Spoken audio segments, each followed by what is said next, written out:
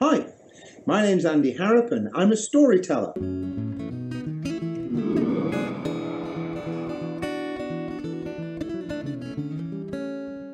this video is part of the Folk Community Group's Kindful Cafe project, made possible by National Lottery community funding. So a great big thanks to them. So make yourself comfortable, because today I'm going to tell us the story of how giants came to Shropshire. But beware, because there's sweaty armpits, there's stinky feet, and there's lots of bones in this story. So your dog might like it as well. Before we begin, I've got to tell you about a brilliant book that I use to get my stories from. It's called A Sheaf of Gleanings, and it's all about the folklore of Shropshire, the old customs, and the tales, the wonderful tales of that county. And here it is. A Sheaf of Gleanings. Now, I've always wondered where giants came from in the first place, and it's to this book that we can look for some clues. And here we are. The cold, bleak mountains of Utgard, the land of the giants of Norse mythology. So we must look to the myths of the Vikings for the answer to our question.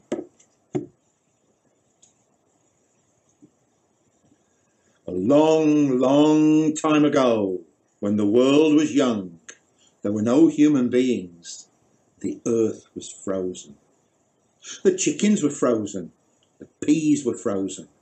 Even the fish's fingers were frozen. And deep, deep below the ice, underneath a glacier, was buried a wicked old giant by the name of Ymir. He was fast asleep. He would have snored, but it's difficult to snore when you've got icicles stuffed up your nose. Well, the weather began to get a little bit hotter. The sun shone down, and the ice around that giant's body began to melt. And as the ice melted, Ymir awoke. He opened his eyes, and he looked up at that sun shining down, and it got hotter and hotter, and Ymir began to sweat. Sweat poured out from underneath his armpits. It poured out from its feet. There was sweat everywhere, and that sweat began to form lakes around the giant's body. Great lakes of sweat from which emerged more giants. Hundreds of giants. Thousands of giants. Tens of thousands of giants. Eventually, there were so many giants you couldn't move for giants. There was no social distancing in those days. Well, those giants had to find somewhere to live, and the only place big enough were the cold, bleak mountains of Utgard. And so that's where they went. Far, far across the sea, away to the north, up to those cold, desolate mountains, where they set up their home.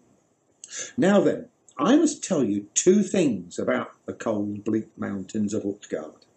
Firstly, they are cold. And secondly, they are bleak. And so Utgard wasn't really a very nice place to live at all. And it got worse when the giants got there, because giants are noisy creatures. Oh, they were forever stomping around and fee-fi-fo thumbing all day and crushing people's bones and grinding them up to make their bread. You know what giants are like. And well, they played heavy metal music till 3 o'clock every morning. They were the original neighbours from hell. So, some of the nicer giants decided they were going to move south to where things might be a little bit warmer and a little bit quieter. And so, they took off their shoes and socks and they rolled their trousers up and they began to wade across the North Sea towards Scotland. On the way, one of those giants stubbed his toe on the Orkney Islands, and the piece of rock that he kicked up has been called the Old Man of Hoy ever since. The rest of those giants crashed into Scotland with such a wallop that the land moved and cracked in the middle, and that is how Loch Ness was formed. Well, some of those giants decided to stay in Scotland because they quite liked it there, and they became haggis farmers. And they started to grow haggises from little haggis seeds like that one. But some of them decided to go a little bit further south, and they went down to a place called Kernow or Cornwall, where they got fat on Cornish pasties and cream teas. And some of the giants went off to Wales, where they lived on top of mountains in caves, and they bred giant sheep and made warm coats out of kings' beards. But the really clever giants, well, they came to Shropshire.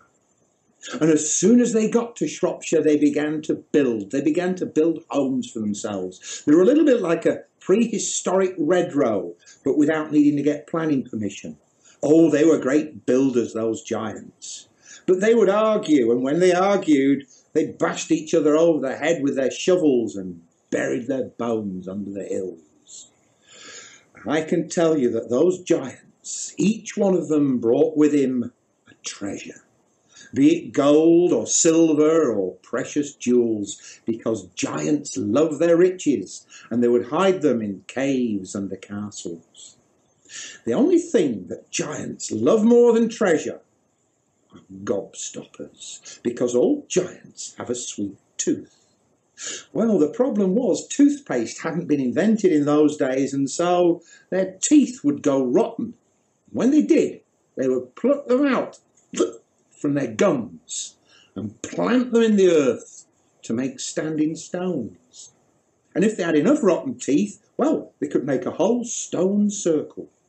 And there was one time when the great god Thor himself, disguised as a cobbler, outwitted a Welsh giant who was intent on drowning the town of Shrewsbury and all the people in it. And I can tell you that all this is true, just as true as cats lay eggs and hens catch mice, but only on a week with 2 Fridays. And, well, those are tales to be treasured and told the next time we meet. Thank you so much for watching.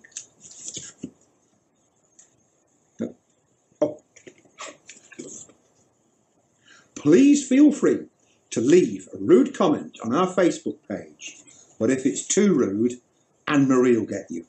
Thank you once again.